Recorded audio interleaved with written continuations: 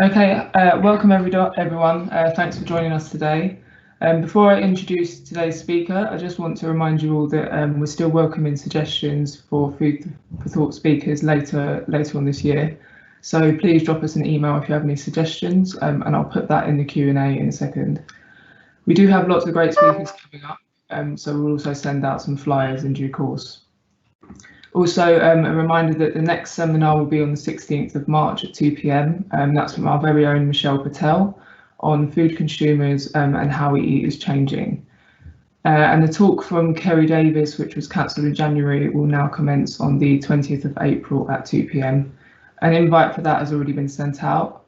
So if you've not received one and you would like to, please drop us an email. So today's talk is from Dr. Emma Bradley from Fera. And she's also part of the FSSA Joint Expert Group on Food Contact Materials.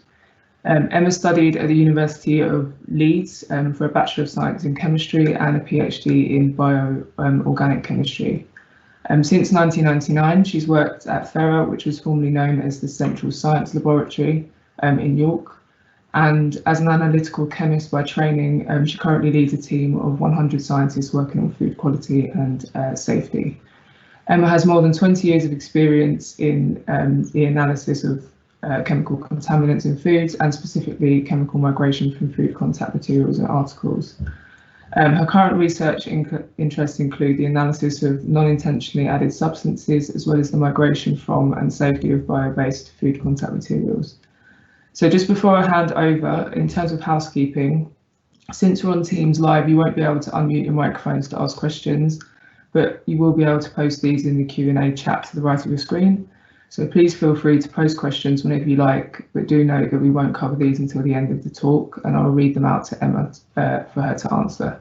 And finally, to note that this seminar is being recorded. And so now over to Emma.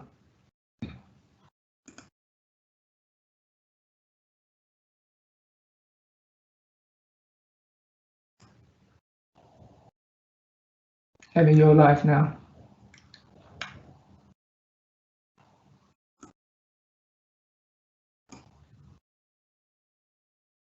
I think you just need to unmute yourself at the bottom of the screen. Yeah, sorry, no, I'd completely lost that screen. The mute button had disappeared. Thank you very much, Chloe. Hopefully you can now all hear me and you can see the slides. So as Chloe said, my name's Emma Bradley, been working at Fera in its various guises for just over 20 years now, primarily in the field of food contact materials, safety, but with a background as an analytical chemist. So very much around the chemical safety of food contact materials and foodstuffs in general. Fera itself is a joint venture between DEFRA and Capita. We became the joint venture in 2015, pre that period we're an agency of DEFRA. So the work that we do has continued in very much the same guise as it did when we were an agency, supporting government, supporting industry, specific with food contact materials to demonstrate their safety. So as an introduction, sorry, I now suddenly cannot move my slides.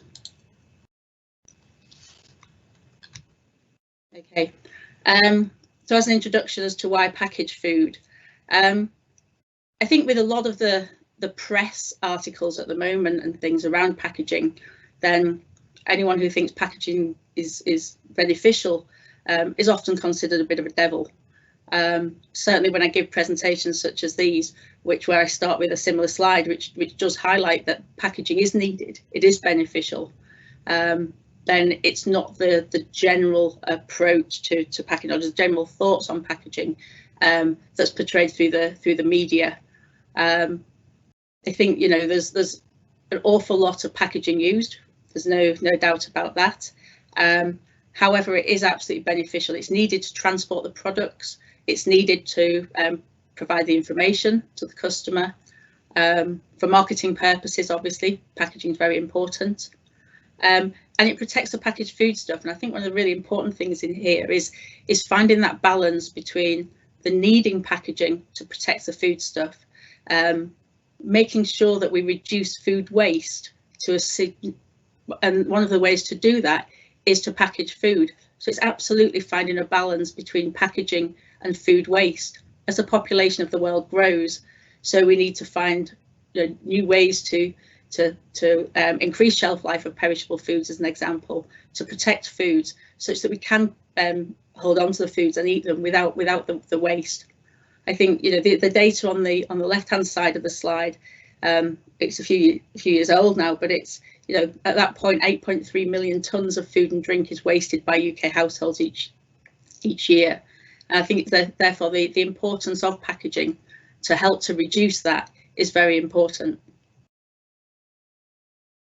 But what we need to be careful about with packaging, in addition to the environmental impact, is its safety. Migration can occur from any food contact material, any packaging material. You may consider that migration is some materials could be inert, so you might think of glass as being an inert material. Well, actually glass contains metal ions. If you put an acidic product in glass, then those metal ions will transfer into that acidic product. So absolutely every single packaging material and packaging format has the potential to transfer its constituents into the food, and that's known as chemical migration. Throughout the talk, I'll probably refer partly to packaging, partly to food contact materials, but ultimately I'm talking about those materials that have the potential to come into contact with food. And there can be food packaging itself, materials and articles used in food manufacture, transport and storage, and materials and articles used in food preparation and consumption. So your bowls, your knives, your forks, they're all considered when we consider the safety of food contact materials and the levels of chemicals that transfer into foods. And I'll come up with some examples of the latter one later on in this presentation. Now, the migration can impact the food in two ways. If a chemical transfers from the packaging into the food, then actually the level at which it transfers could be toxic. We need to ensure that the concentrations that do transfer do not do so at levels that can endanger human health, so transfer harmful substances, but also they shouldn't impart a taint or an odour.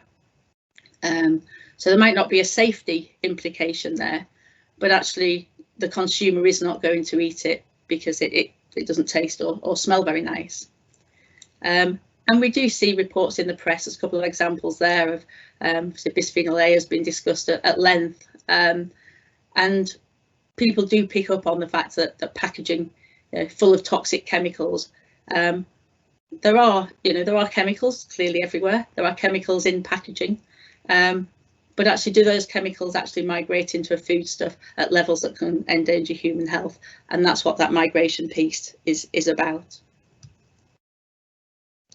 So what we needed to do really was to ensure that the safety of the materials protects the consumer. And in the early 1970s, work started thinking about regulation as a consequence of vinyl chloride monomer migrating from PVC food packaging materials. And it was about 5 years after that the first directive was introduced. The directive set out a QM, which is a maximum quantity allowed in a material, and a specific migration limit, which is the maximum amount of the substance that's allowed to transfer into a foodstuff whilst that foodstuff is still considered safe to eat. For something like vinyl chloride monomer, which there's been the links with angiosarcoma and occupational exposure, etc., then those limits should be not detectable. Not detectable is set at a concentration such that laboratories can actually measure that. So for vinyl chloride monomer, it shouldn't migrate at concentrations that are detectable, and that limit should be 10 parts per billion in the foodstuff. And since that point, then a number of regulations, directives have been developed by the European Commission and retained in UK law following EU exit. This slide here shows a summary of the regulations that are currently in place. with the framework regulation 1934-2004 at the top as the overarching rules by which all food contact materials need to meet. And you'll see there are specific measures for other materials and other substances that are used in food contact materials. You'll note here it's not extensive for every material type that can be used, but I'll come on to that again shortly. So the framework regulation itself is the first step to harmonising legislation. It is, I guess it's very, I'd say it's very general, but it does spell out the rules that people must follow. The advantage of having a specific measure is that we can get the detail behind these generic rules. Fundamentally, the framework regulation sets out two standard principles, and those are safety and inertness. And it's very rare that I or anyone else will give a presentation on food contact materials whereby we don't recall or recite Article 3. And Article 3 basically declares that materials and articles should not transfer constituents to food in quantities which could endanger human health, so that's the safety aspects, or bring about an unacceptable change in the composition of the food, or bring about a deterioration in the organoleptic characteristics of the food, and that's the measure of inertness. So what the framework regulation unfortunately doesn't do is actually tell you how to do that. The framework regulation also provides details for specific rules on active and intelligent materials.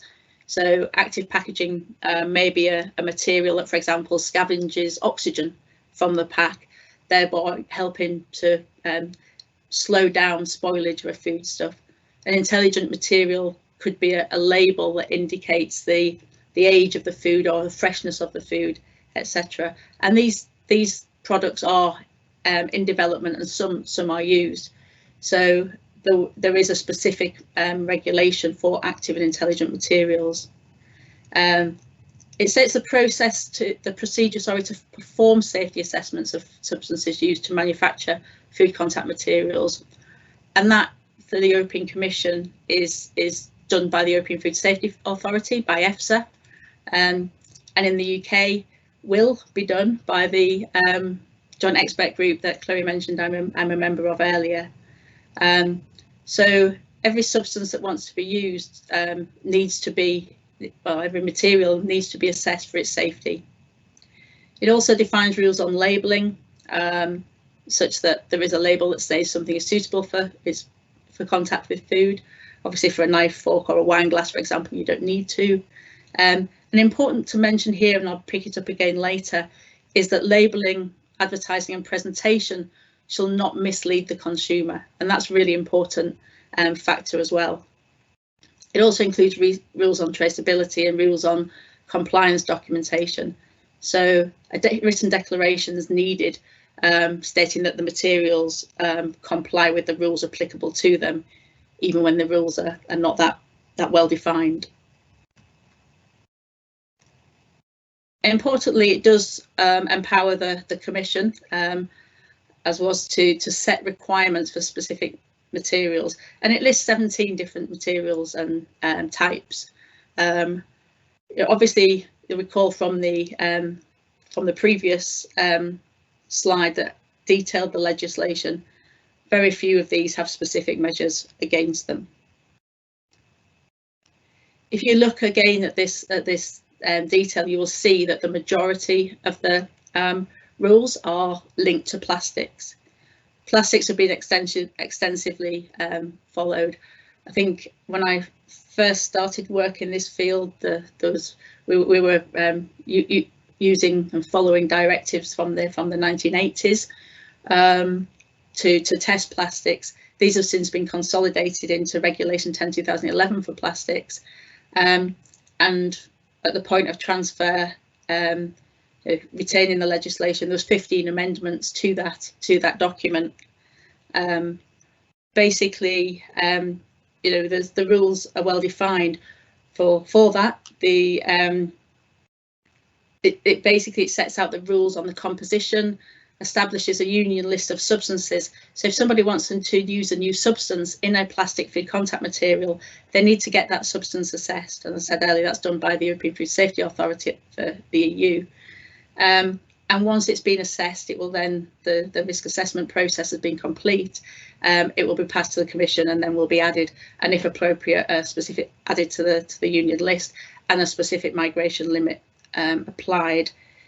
It also specifies the rules to how to demonstrate the compliance of plastic materials and articles, and those are important to allow us to actually be able to understand what we're actually, how to test and how to demonstrate that safety. So what can actually migrate from plastic food contact materials? Well, if you think about when you make a plastic, and I'm no expert in this, so excuse the simplistic terminology, then you basically include a whole number of chemicals that you need to heat up and you need to react together. You know what those substances are that go into that reaction mix, and they're known as intentionally added substances. So they are monomers, the catalysts, the solvents, the additives that are needed to impart the properties of that plastic substance, material, sorry. But actually, if you are doing a reaction, a chemical reaction, you will also form what's known as non-intentionally added substances, or referred to as NIAS. And they're substances that can be impurities, reaction products, breakdown products of the ingredient. We carried out a study probably more than 10 years ago now for the Food Standards Agency, where we thought, obviously we're all clever chemists, we can predict what will form. So we had about 6 polymers, I think, manufactured with known starting substances, all mixed together, and then tried to predict what the potential reaction and breakdown products were. And I would say at that point, with the technologies available to us, we only identified about 20% of the substances that formed. So that just shows the number of different substances that need to be considered. What it actually turned out was that many were impurities in those starting substances. But ultimately, anything that is present in the food contact material, the plastic, at the time at which it comes into contact with the foodstuff, has the potential to migrate. There can also be contaminants from the manufacturing process or indirect sources such as printing inks, coatings, adhesives, and even secondary packaging. So, you know, a packaging, if a product's in a plastic bag and in a carton board cover, then the potential is that the packaging, the chemicals in the secondary packaging, so in that carton board cover, can also transfer through the plastic and into the food stuff. Migration itself is a diffusion and partitioning process dependent on a number of factors. So again, you know, there's a whole number of different things that can influence the rate and the extent of migration. So the figure in the bottom left basically shows the potential of migration through a porous material.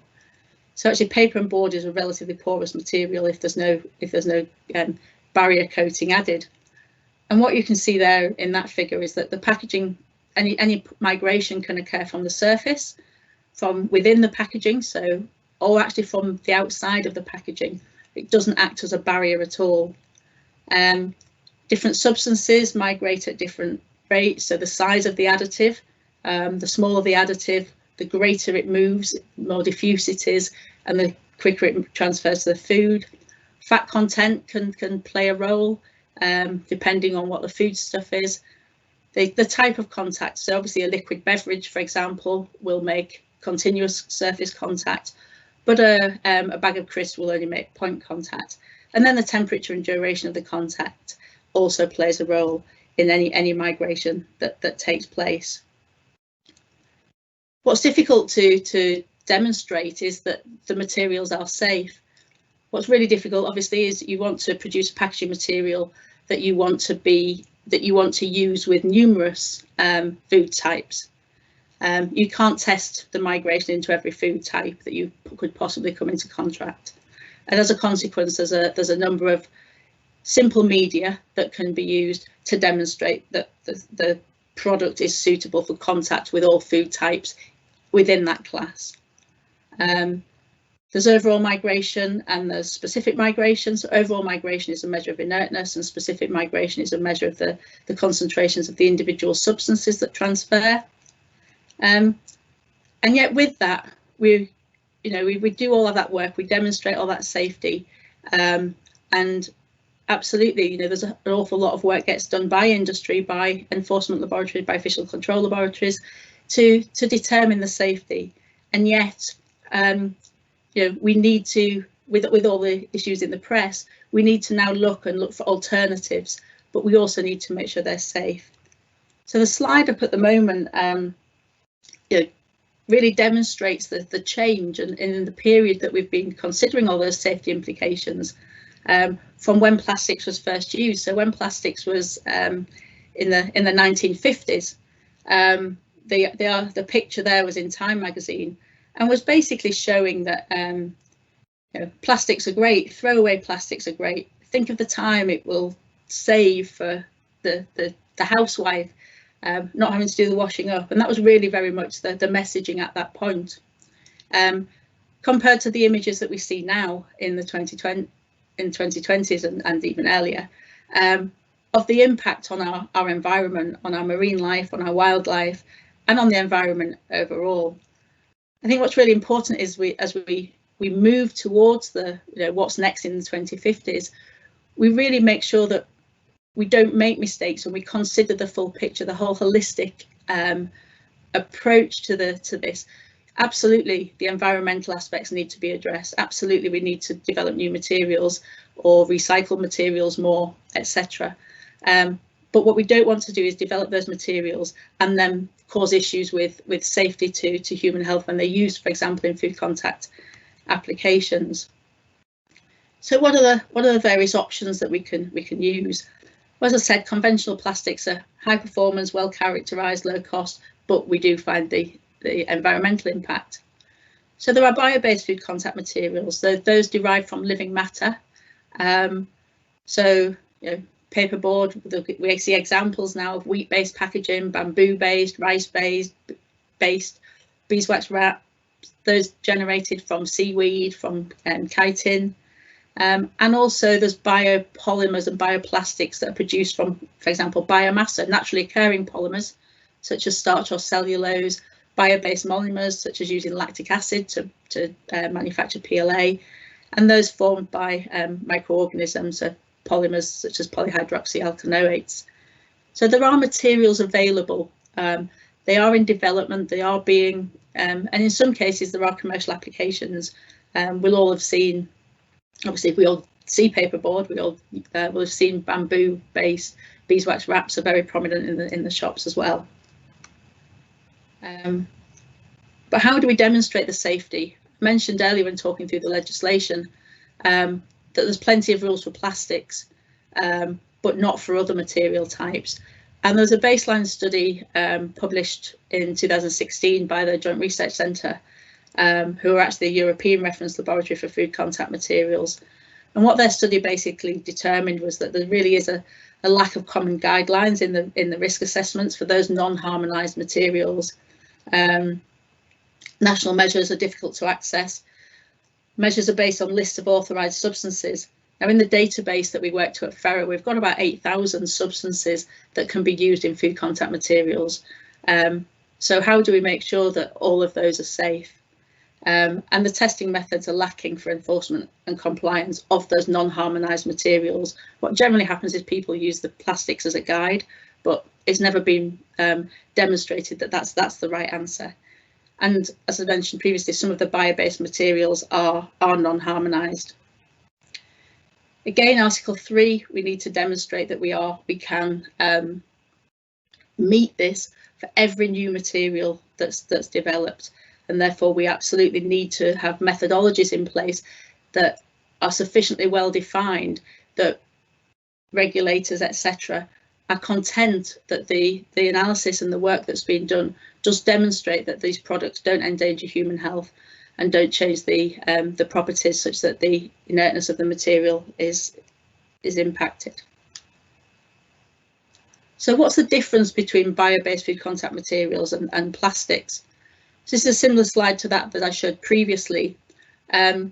We still have known ingredients. People may think, oh, well, it's a natural product, so we don't need any of these substances. But actually, often we do need to add these chemicals in to allow a material to fulfill its function as a packaging material. We still have known and unknown isomers, so there's NIAS mentioned previously, but we can also have impurities in or constituents of natural materials. So we could have heavy metals. If it's, you know, a crop product, what's the soil that the materials, the crop product is grown in? Is there the potential of heavy metals being present? Persistent organic pollutants, pesticides, natural toxins, you know, again, all of those could be present in that crop. When we manufacture, could we, you know, potentially starch-based products, could we be manufacturing process contaminants? Could there be things like acrylamide and furan and things forming whilst we manufacture those materials?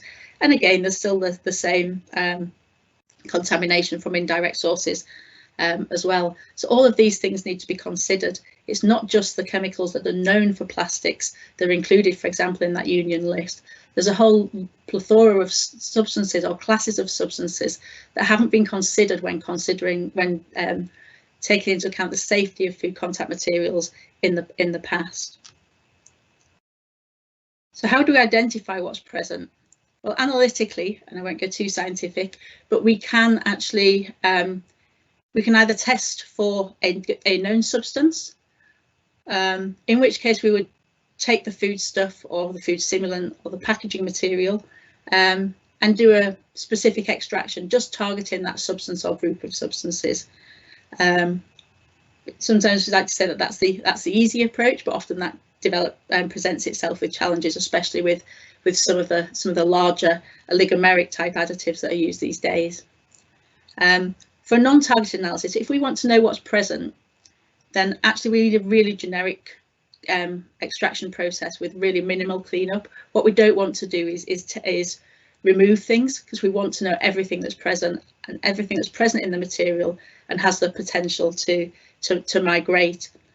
We need to consider that when doing the safety assessment.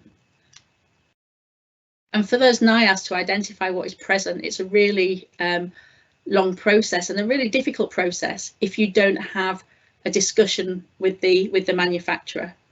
The actual, on the left hand side, the workflow, relatively straightforward until you get to the data interpretation, because actually you can detect substances.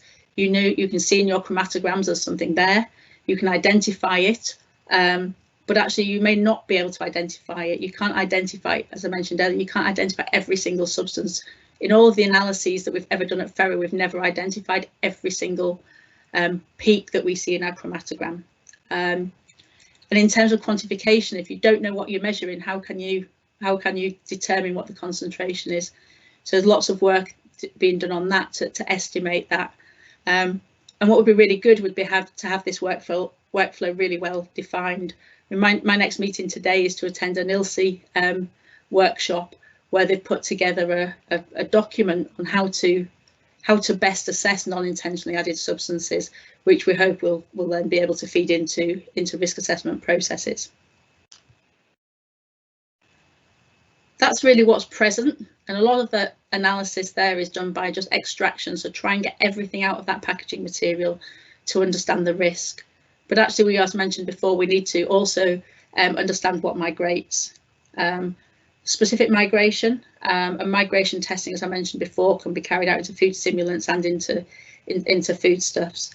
And the figure at the bottom right hand corner shows some of the equipment that we use for those tests.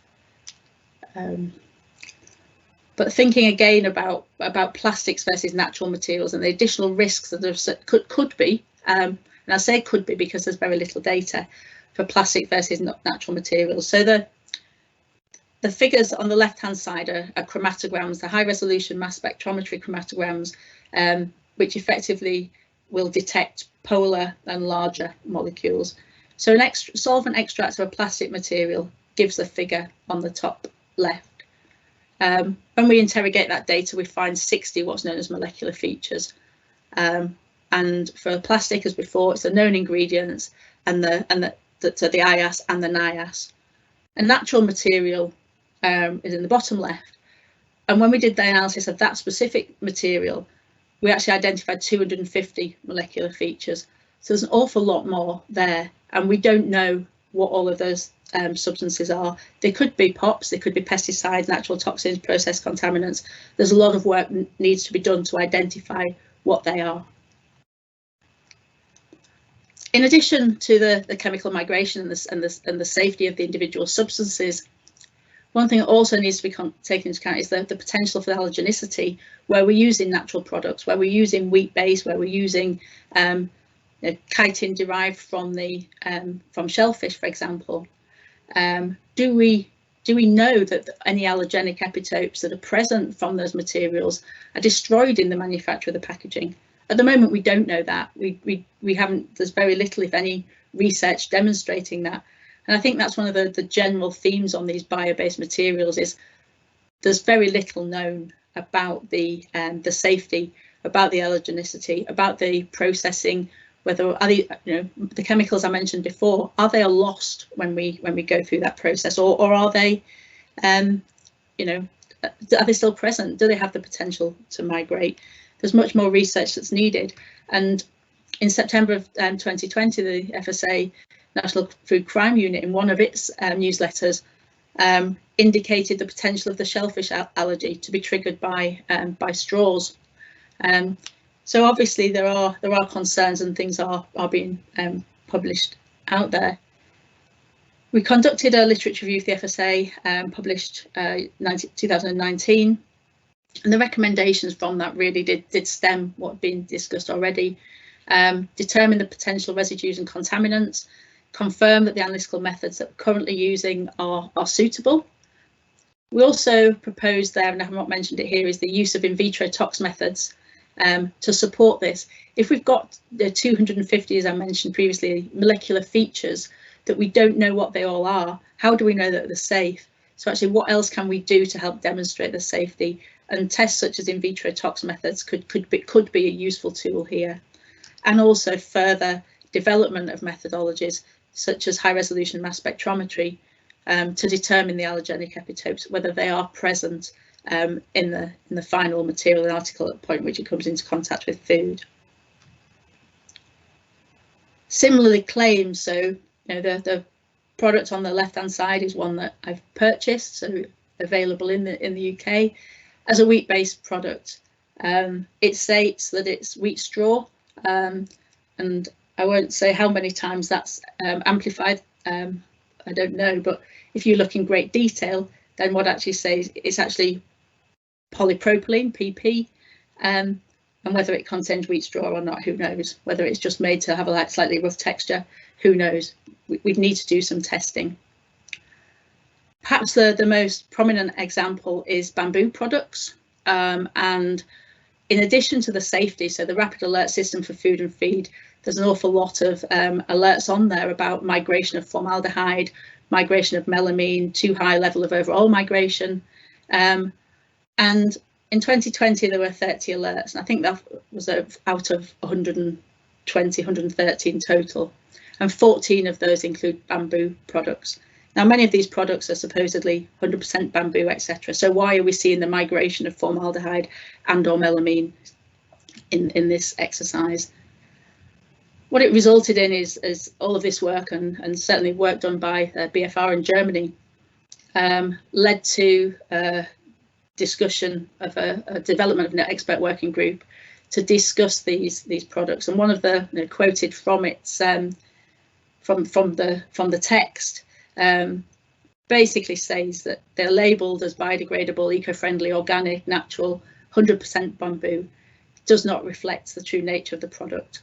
And just referring back to the framework regulation and what I said at the beginning, that labelling and advertising should not mislead the consumer. Absolutely, these claims are misleading the consumer. And this next this slide and the figures within it basically show they basically show a number of different products. So the second example here declared it to only be bamboo, but actually when it was analysed by infrared spectrometry, then it was identified that it wasn't. It was melamine ware, and what it often is melamine ware with some bamboo added. And in some cases, in the first one, it claims to be polypropylene and bamboo and wheat straw. It was actually just polypropylene and calcium carbonate. There was no bamboo and no wheat straw in there. The filler was the calcium carbonate rather than the natural materials that are claimed. This was work carried out by colleagues, so the National Reference Laboratory in Italy. So Maria Rosario Milana presented this at the NRL EURL network meeting in October of last year. So absolutely, this is a real issue. These products are not what they say they are, and therefore, obviously, work to support those claims is required. In addition, there's the safety in terms of the chemical migration. There's the claims of the allergenicity, but actually pack integrity is also important. As I mentioned before, food waste is a big issue. We need to minimise food waste, and therefore we need to ensure that any new materials that have shelf life that's appropriate and suitable. Also, work we do at Fera is we do a lot of work on insects. We have a large entomology group, and we do work to demonstrate that the new materials or any material being developed does still prevent a barrier to, for example, insects getting inside, or any other invading pests, especially at the structural weaknesses around the seams of the packaging. And environmental safety, again, I won't go into the detail here, but what's also important is that we are considering the safety in the environment. Absolutely, we see the plastics in the environment, but actually if we've got a material that does break down, what does it break down into? It doesn't break down into nothing. It breaks down into smaller, maybe chemicals, individual substances, maybe oligomers. We hear a lot about micro and nanoplastics as well. All of that needs to be considered as an assessment of the safety. So just to conclude now, and hopefully I've not gone on too long, build-up of the plastics, we know it, it's well known, it's well reported, it's well documented. There are new materials being developed. However, what's needed is for new materials to consider safety, the various aspects that I've mentioned, and also safety in the environment. All of those factors are really, really important that need to be considered. It needs to be a really holistic view of that development. And I think what's my recommendations, and these are personal, as to what's required, is technical guidance to define approaches to assess safety in line with the framework regulation.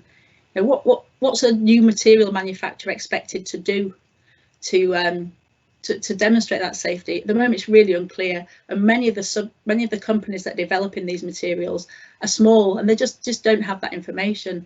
And that's why guidance to support new product development is needed. So myself and the policy lead for food contact materials at the Food Standards Agency, we presented last year at a materials research exchange led by the KTN. We're doing something again this year to try and get people to better understand what is required when they're developing these materials, and also research facilities to support the market. Much has been done in a laboratory, but actually what happens when it gets to the pilot plant, what happens when it gets to production, and what else is needed. So my final slide is just an overview of the work that we do at Fera on food contact materials, which is pretty extensive and covers what I've discussed today. And finally, just to acknowledge my colleague in Italy, Maria Rosario, and to thank you all for your attention, and happy to take any questions. Thank you.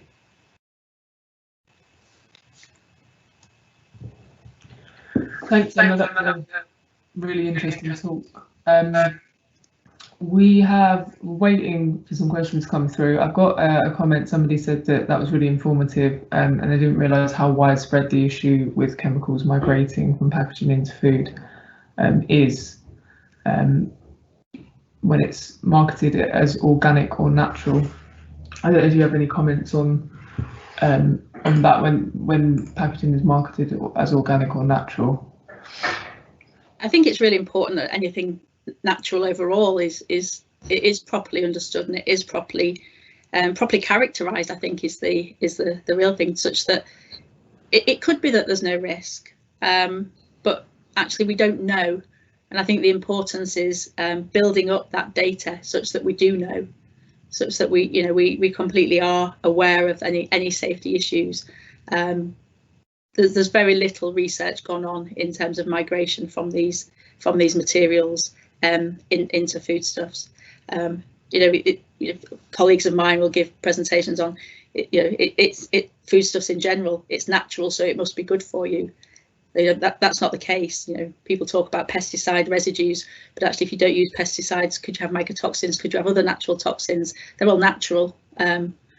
So it doesn't mean they're all very bad for you. It doesn't necessarily mean because something's natural it is. And it's getting that knowledge and that education that it's a holistic view that needs to be taken into account, rather than just thinking about the images that we see of plastics in the environment. Yeah, definitely. I think that's a really interesting point. Somebody else has said, whilst we may not know what the various chemicals are in natural materials, I imagine it's a very fine balance about worrying about the unknowns and more focus on whether it migrates and the amount that it migrates. We live in a world full of chemicals. Yeah, I absolutely agree with that as well. And I think that we will, as technologies improve, we get better and better at detecting less and less effectively, as in lower and lower concentrations, but still we detect more and more substances. But actually, does it matter? And in some cases, it may not matter. But my point in terms of the recommendations as to how much testing is enough to demonstrate that we've done everything we can do, and as far as we can test, the product is safe or suitable. Yeah. There's also a question. The reuse of food plastic containers in the home is very common, including mine. Is there any advice on what to watch out for? I think that's probably sort of what to look for in the types of plastic or the way they're worn down. Yeah, I think any reusable article is tested such that it's the specific rules for reuse. So what you want to do with food contact articles such as those, when we do the testing, is we're trying to consider the exposure of an individual over the lifetime of the product. So what's done is you test for 3 successive exposures under quite severe condition, the worst foreseeable conditions of use, and if the migration decreases from 1 to 2 to 3, and therefore it's decreasing over a lifetime, which is often the case, then it's considered safe. What's again taking back to the bamboo and melamine ware as an example, the migration that occurs from those articles at high temperature isn't diffusion based, it's hydrolysis based. So what actually happens when an acidic foodstuff is in a melamine ware bowl is it starts to hydrolyze the polymer, and therefore it starts to result in an increase in the migration from exposure 1 to exposure 2 to exposure 3. So legislation has just been changed to take that into account. So people love to say what don't I use in the kitchen, and to be honest, not a great deal. But I would never buy cheap melamine ware for that very reason, because you do see it. And surveys we've done in the past, the really non-compliant ones, they don't fulfil the function anyway. Great, thank you. Somebody else has asked, you said that some of these materials have misleading claims about their ingredients list. How do you choose which materials to do chemical analyses on to determine what's in them? Do requests come from regulatory bodies to do this work on specific BBFCMs? So at the moment we would do it. We would do it if the regulators asked. We have a EU project that's underway at the moment. It's called China Safe, and within that there's a work package on food contact materials. And I have discussed this with the policy team at the Food Standards Agency, and on the back of the literature review that we wrote in 2019, and we're just about to undertake some work to look at some of these risks in terms of which ones we select. You can't always tell by looking at them whether or not one is more dodgy than another. When we did surveys before for the Food Standards Agency on melamine, where this was on formaldehyde and melamine migration, actually you could tell by looking at the products if it was going to fail, because it had a slightly dull hue to it. It wasn't quite a shiny surface, so you could have done targeted analysis at that point. But following that, there was a specific regulation put in place for those products, and therefore more testing of those products is now done, as it's a regulatory requirement to do so. Okay, great. Somebody else has asked, which packaging products provide the best sustainability and safety profile for baked goods being sold fresh, so it's only for short-term storage? Yeah, $1 million question, I guess. And not one I can answer, not one that I'd want people to take my viewpoint on without having analysis. There's plastics, for example, so polyethylene terephthalate, plastics, PET, a really non-diffuse polymer, so not much migrates out of it, and it's highly recyclable. So that's one solution, is for that material and its recycling. There's plenty of recycling plants now approved, being evaluated through by FSSA and approved to recycle products. So polyethylene, more diffuse polymer, more things move. So what diffuse means is more things move within it, move to the surface and transfer to the food. Paper and board, very porous, very diffuse, and other materials can be the same. It really just depends what the material is, and what additives have been included. So unless you test every single one, you can't really answer that question. That's really interesting, thanks. Is more research being done in this area before new natural products and packaging are being released on the market? For example, some places are using straws made from sugarcane and saying it's better than plastic straws, but are there chemicals likely to be in these sugarcane straws that we need to be aware of? Basically, before they're put on the market, they should have demonstrated that they don't endanger human health. So they should have had the testing done to assess that. And therefore it should not be on the market unless that has been done. I can't say whether it has, because I have not tested any sugarcane straws, so I don't know who has. Yeah, I imagine it might make it taste a little bit different as well. Can bio-based materials attract pest species such as insects into the food packaging? In terms of their attraction, Possibly, I don't know. I think one of the things, as I mentioned, that we do is to try and demonstrate that they act as a barrier to the ingress of insects. But I don't know whether or not you'd consider they would attract, because the natural, generally they won't have an odour or themselves, because if they do, then that could impart on the quality of the food. Great. And another question was, are migration levels broadly the same across the different BBFCMs, or do migration tests have to be carried out for each type? Yeah, migration tests need to be carried out for each distinct type of material, because it will be different chemicals present, and different, the different barrier properties, etc. So each type needs to be assessed. Right, so we've got some feedback just saying thanks. Thanks for the answer. That was to the baked goods question, and what to store the baked goods in, and it was really interesting. Just a final question on, I think we've already covered this really, but somebody said, so I shouldn't be using melamine mugs from the 1960s for hot drinks.